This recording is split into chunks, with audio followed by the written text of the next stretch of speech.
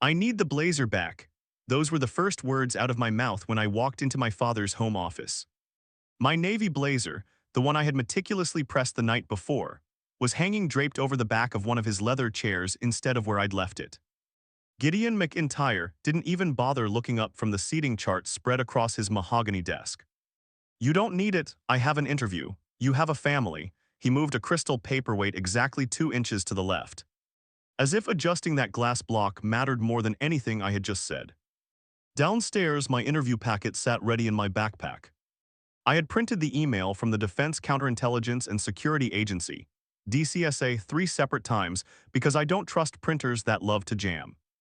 My reporting instructions were highlighted, my portfolio was organized in color-coded folders, and every single reference had already confirmed their availability.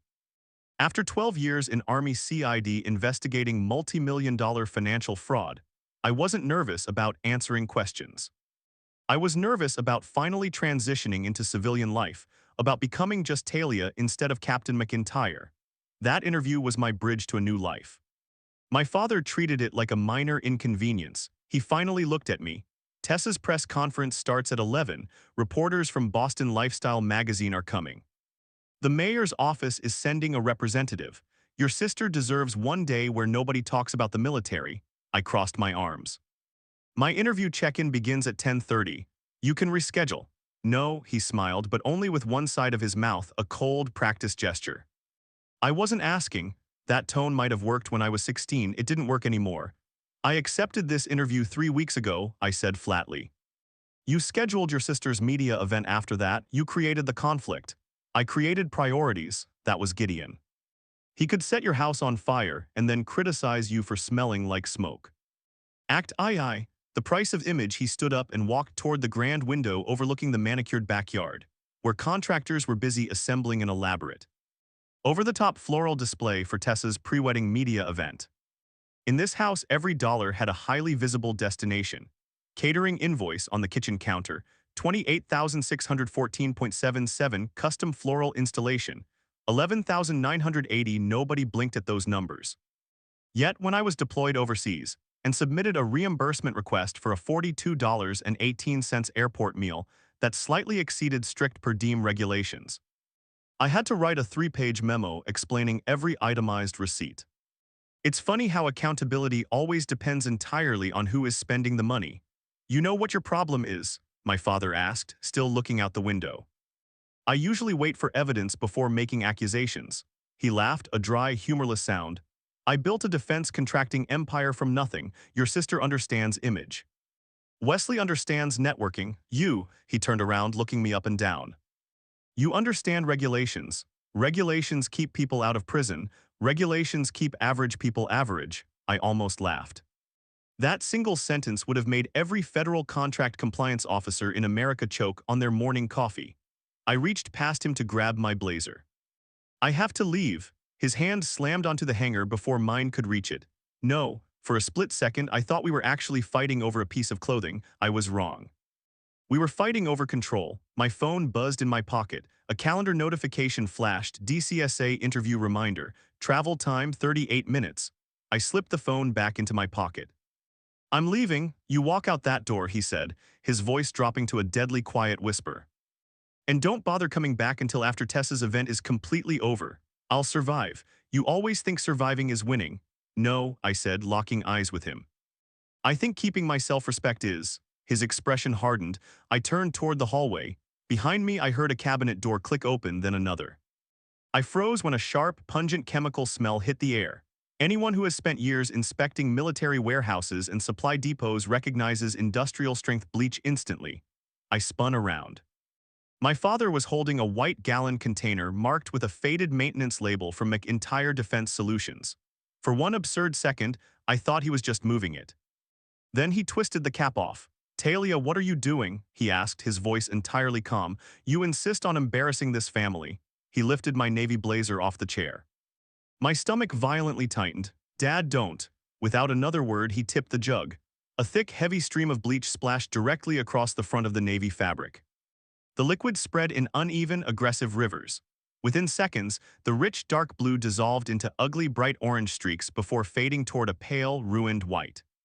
The chemical stench hit me first, followed by a deafening silence. I ripped the blazer out of his hands. "What the hell is wrong with you?" He let go easily, as if the garment no longer existed to him. Bleach droplets dripped onto the pristine hardwood floor. I stared at the front panels. The damage was catastrophic. It couldn't be dry cleaned, tailored, or salvaged. This was my only civilian interview suit. I had bought it 6 months ago using saved leave payout, finding it on clearance for $186.40. I'd chosen navy because it looked highly professional without looking like I was trying too hard. Now it looked like it had been salvaged from a chemical spill. My mother appeared in the doorway. "Oh," she murmured. She looked from the ruined blazer to Gideon. She wasn't confused, shocked, or angry. She was just calculating. "We'll buy you another one after Tessa's event," she said smoothly. "My interview is today," she shrugged. "Then wear something else." "I don't have something else." Tessa wandered past the doorway, holding her phone up to film the floral decorations for social media. She glanced in and gasped. "Oh my gosh," for half a second I thought my sister might actually show a shred of human empathy.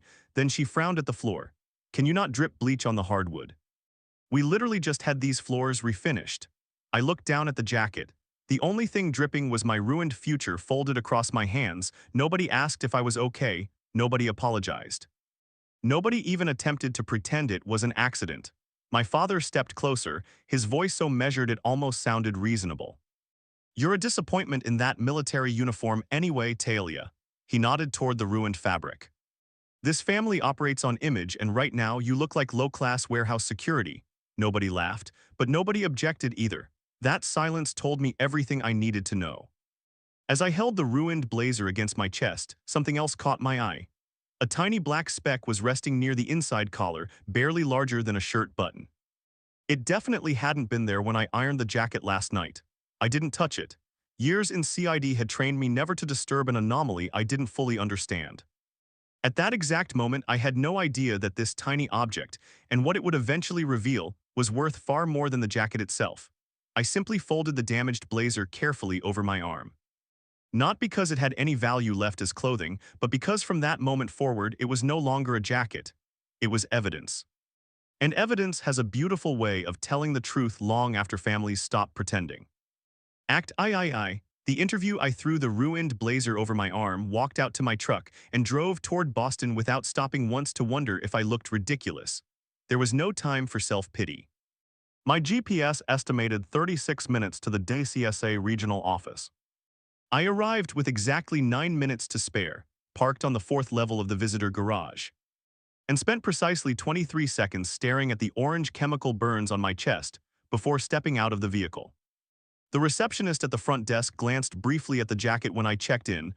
"Good morning. Name, Talia McIntyre," she typed for a moment. "Captain McIntyre. Former captain effective last week." "Yes," she smiled warmly. "Congratulations on your transition to civilian life." That simple, kind sentence landed harder than I expected. Nobody at home had congratulated me. She handed me a laminated visitor badge. "Conference room 3, someone will be with you shortly." Not a single question about the ruined jacket. Not even a raised eyebrow. People who work around federal investigators have seen far stranger things than damaged clothing. I deeply appreciated the professionalism.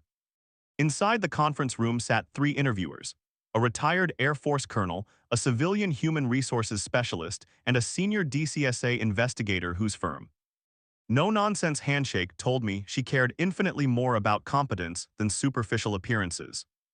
The senior investigator noticed the bleach stains almost immediately. She looked at them for less than a second before opening my physical file. That second told me everything. Professionals look at evidence, immature people look at costumes. The interview began.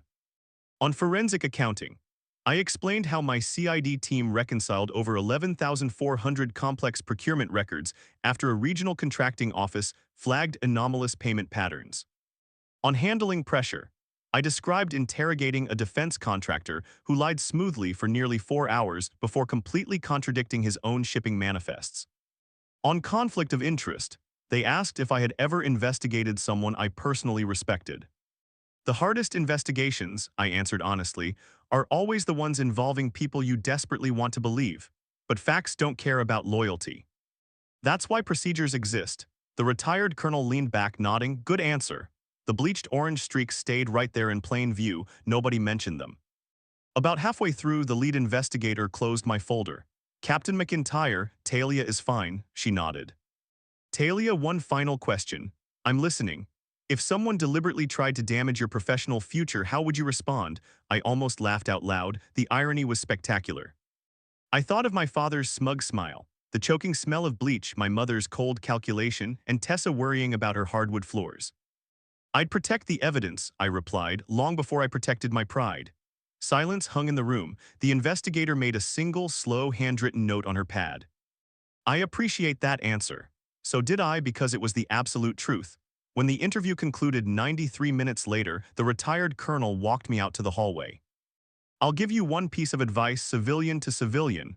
Sir, he smiled faintly, glancing at my collar, don't replace that blazer just yet.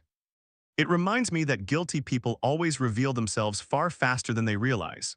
Then he walked away. I never figured out if he had somehow deduced what happened, or if he just recognized battle scars when he saw them. Either way, I kept the jacket on. Act IV, locked out by late afternoon, my phone still hadn't received a job offer or a rejection. That was standard. Federal hiring moves at the glacial speed of bureaucratic paperwork. I drove back toward Wellesley, fully prepared for another explosive argument with my parents. Instead, I found something far more insidious. The heavy iron gates of the family estate refused to budge. I rolled down my window and pressed my thumb against the biometric fingerprint reader.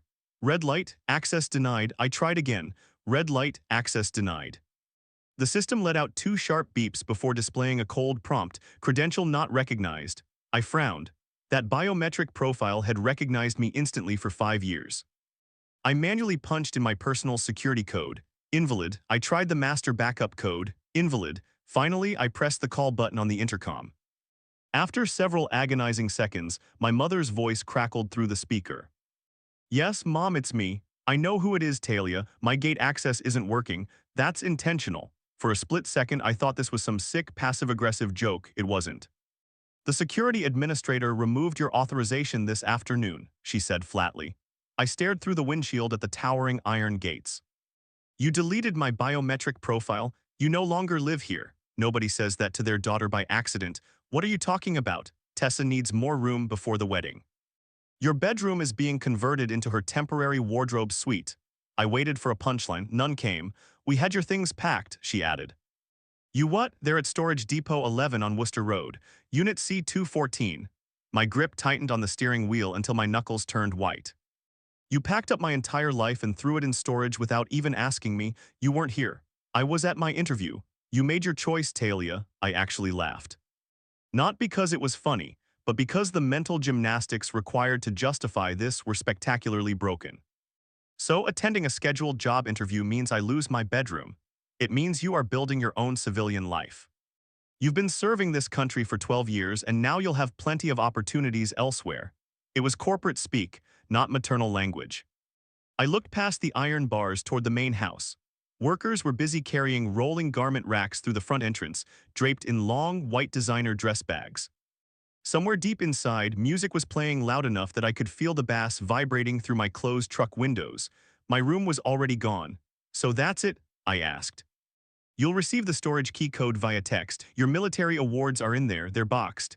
My deployment journals, boxed. My grandmother's quilt, there was a long pause. I assume it's boxed. She didn't know, she didn't care. Movement on the second-floor balcony caught my eye.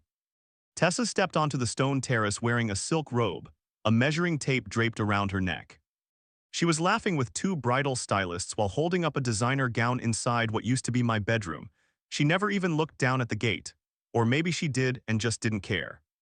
My mother's voice came through the intercom one last time. Please don't create a scene. A scene? We have guests. So do I said. What is that supposed to mean? It means I have my dignity, she sighed, sounding thoroughly exhausted by my existence. Talia, you're making this emotional. No, I said, looking directly up at the high-definition security camera mounted above the intercom. You did that. The intercom went dead silent. A second later, a loud metallic clank echoed across the driveway. The heavy magnetic lock on the gate had engaged with a hard mechanical click, not to lock an open gate, but to reinforce a closed one.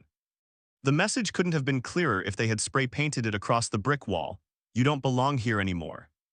I sat there for a long moment, my hand resting on the ruined blazer lying across the passenger seat. The bleach stains didn't embarrass me anymore. Compared to the betrayal that had just played out, those orange streaks looked incredibly honest.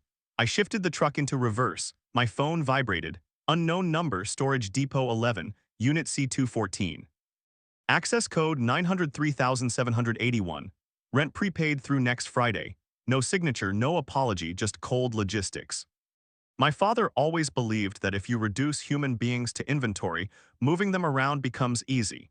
He had no idea he had just made the single biggest mistake of his life. Because someone trained to investigate corporate fraud never ignores the exact moment people start erasing records. And my family had just started trying to erase me. Act V, the digital footprints. I drove right past Storage Depot 11. Not because I didn't care about my belongings, but because whoever had packed my life into cardboard boxes wasn't going anywhere. Digital evidence, on the other hand, disappears in seconds. The Harbor View Motor Lodge sat wedged between an abandoned furniture outlet and a flickering 24-hour laundromat. Room 214 cost $97.63 a night after taxes. The carpet had seen better decades, and the window air conditioner rattled every 40 seconds like a machine begging for retirement. It was absolutely perfect. Nobody looks for a former CID financial investigator in a place like this. I locked the door, slid the heavy deadbolt into place, drew the thick curtains shut, and opened my laptop. Old habits die hard. My secure machine wasn't connected to any personal cloud accounts, and never had been. Every drive was fully encrypted, and multi-factor authentication required both a physical hardware token and my biometric fingerprint. The system took nearly 3 minutes to initialize. While it booted, I hung the ruined navy blazer over the back of the cheap wooden chair. Under the harsh motel fluorescent lights, the bleach stains looked even more violent. I smiled anyway. My father had intended to incinerate my confidence. Instead, he'd given me a permanent visual reminder that while appearances lie, evidence never does. The login screen appeared. I inserted my physical key, scanned my finger, entered my PIN, and loaded the security certificate. Access granted. I opened the military transition portal, a secure system I still had access to during my formal transition period. Federal agencies hiring former military personnel use these validation tools to verify identity, security eligibility, and credential integrity before running a full background check. I clicked on the credential validation suite. I wanted to make absolutely sure there were no administrative errors that might delay my DCSA review. The automated scan began. Identity, confirmed. Military service, confirmed. Security clearance history, confirmed. Digital signature certificates, processing. The progress bar abruptly froze. A bright yellow warning flashed. Additional signature records detected. I frowned. That was highly anomalous. I clicked into the advanced details. 5 distinct digital authentication events appeared. The first one belonged to me, my exit processing paperwork. The other 4 did not. Each transaction carried my unique, encrypted military signature certificate. Each had been executed outside Department of Defense servers. I leaned in closer, my eyes scanning the destination endpoints. Commercial lender, commercial lender, commercial lender, private banking authorization. This was impossible. A military digital certificate cannot legally authorize civilian financial transactions unless someone had successfully cloned my certificate and reconstructed my physical signature to bypass security protocols. I exported the raw transaction identifiers and began tracing them. Years in CID had taught me one simple rule: never chase conclusions, chase the paperwork. Paperwork always gets lazy long before the criminal does. The first 2 reference numbers linked back to a commercial financing database. The third contained something far worse. Borrower name, Talia N. McIntyre. Primary guarantor, loan amount, $180,000. Purpose, corporate expansion. Financing status, approved. Fully funded. My breath caught in my throat. I had never applied for a loan in my life. I opened the PDF copy of the digital contract. There it was, plastered at the bottom of the signature line, my signature cloned flawlessly. Every loop, every sharp stroke, even the slight 15-degree tilt I naturally use on the final E to an amateur, it looked completely genuine. To a CID investigator, it looked like a death warrant. I zoomed in on the signature to 400%. The pixel pressure distribution was entirely uniform. That was the giveaway. Human hands have natural microscopic variations in pressure as they write. Digital reproductions from a high-resolution trace do not. This was a professional, highly deliberate forgery. I checked the application metadata, applicant email, a burner account, applicant phone, a prepaid burner number, guarantor emergency contact, Wesley Briggs. I stared at the screen, Wesley Briggs. Tessa's fiancé, the polished, smug chief financial officer of McIntyre Defense Solutions who loved explaining compound interest to people who hadn't asked. The man who wore $2,000 watches while complaining that military pensions were a waste of taxpayer money. His name was woven throughout the application metadata 6 different times. As the financial consultant, the authorized business representative, the application witness, and the identity verifier. This wasn't a coincidence. This was architecture. I kept digging. The entity receiving the $180,000 wasn't registered to Tessa or Wesley. It belonged to a shell consulting company incorporated 18 months ago. The registered mailing address, a private office suite leased directly by McIntyre Defense Solutions, my father's company. I leaned back slowly. No panic, no yelling, just cold, clinical calculation. Criminal fraud always leaves a greasy fingerprint. The question wasn't whether they had left them, but whether they realized how quickly I would find them. I downloaded every single document into an offline, encrypted evidence folder. Then I ran a deep credit inquiry using my social security number. 3 additional hard inquiries appeared, 2 had been denied. 1 had succeeded, the $180,000 loan. I checked the payment history. 3 consecutive monthly payments had already been missed. Late fees were piling up. The interest rate was a predatory 22.4%. Someone wanted this loan to go toxic as fast as humanly possible. This wasn't just a theft. This was a setup. I was being engineered to be the fall guy. My phone buzzed on the nightstand, a text from Tessa. Tessa, hope your little interview went okay. Dad says you'll understand everything eventually. Roman 20, I read it twice, set the phone face down and didn't reply. People planning fraud always talk too much because they assume they are the smartest people in the room. I opened the DCSA background screening simulator, a tool that flags potential liabilities before a formal manual background investigation. I entered my updated credit profile, including the newly discovered $180,000 commercial liability.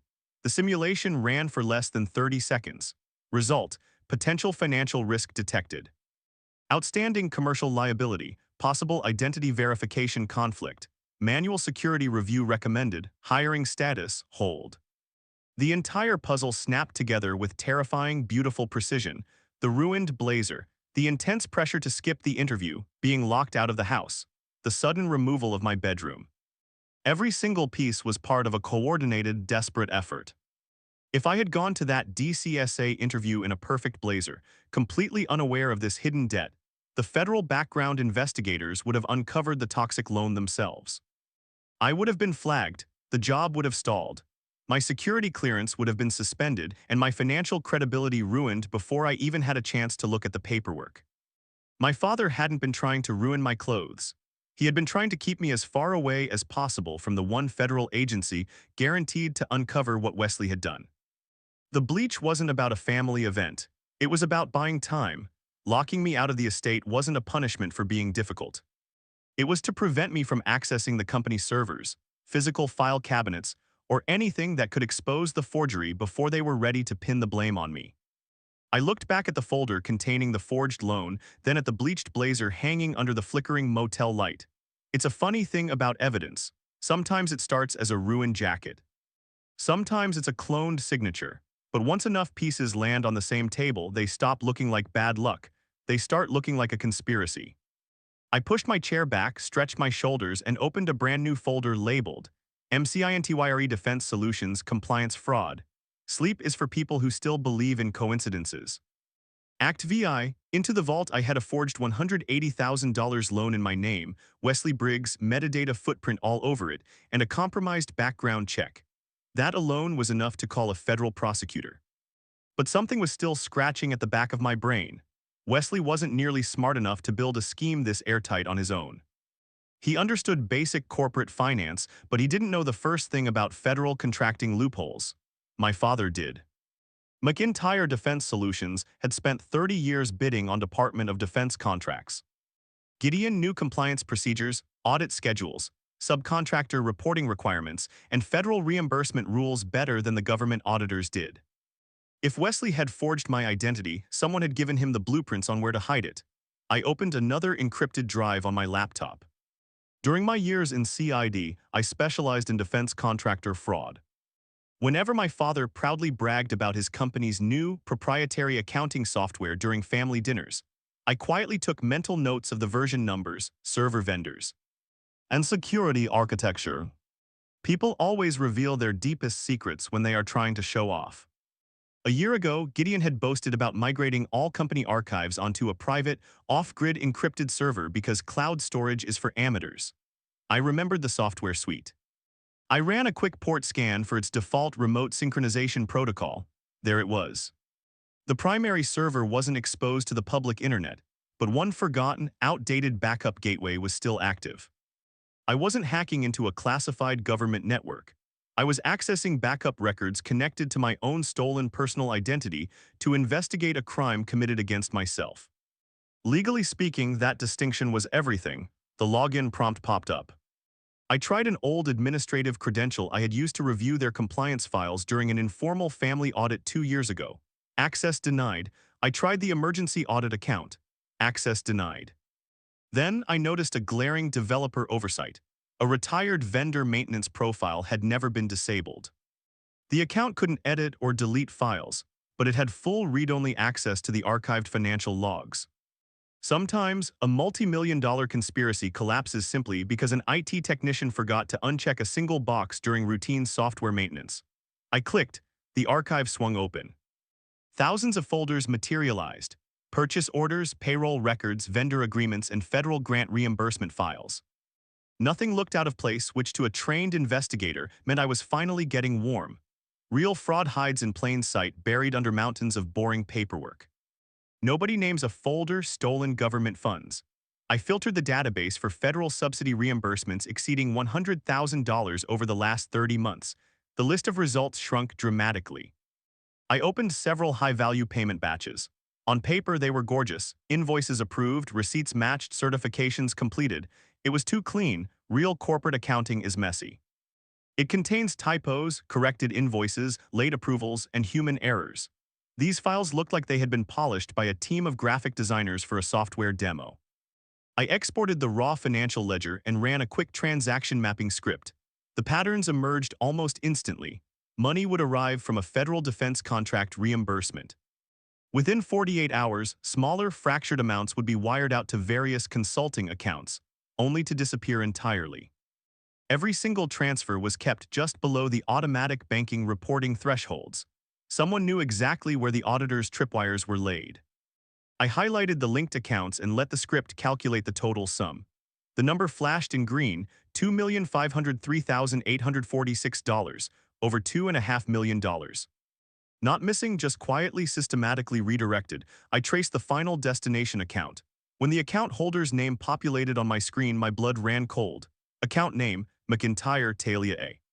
No, I had never opened an account with this bank. I checked the registration date. It had been opened while I was deployed overseas in Kuwait, actively coordinating active-duty fraud investigations for the United States Army. I pulled the digital signature card. It was another high-resolution trace of my signature. The address listed was a rundown apartment I had vacated 6 years ago. The primary phone number was a disconnected line. Whoever set this up counted on me never checking, or being too buried in a ruined career to fight back when the federal hammer finally came down.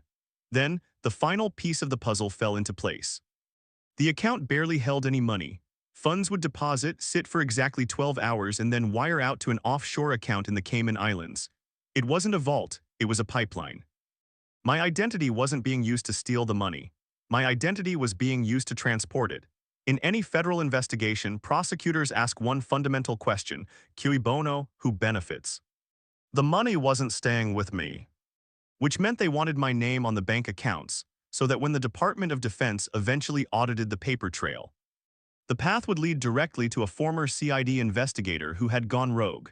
It was a classic, textbook laundering scapegoat structure. I quickly downloaded every ledger, every routing number, every digital signature file, and every system checksum log. Lastly, I accessed the internal company communications archive. Most of the emails were mind-numbing. vendor lunches, printer lease renewals, and corporate golf tournament RSVPs. I ran a system-wide keyword search for my name, Talia, 43 results populated. Most were harmless holiday schedules, but the very last email in the database carried an encrypted restricted access tag, from Gideon McIntyre to Wesley Briggs subject, contingency plan.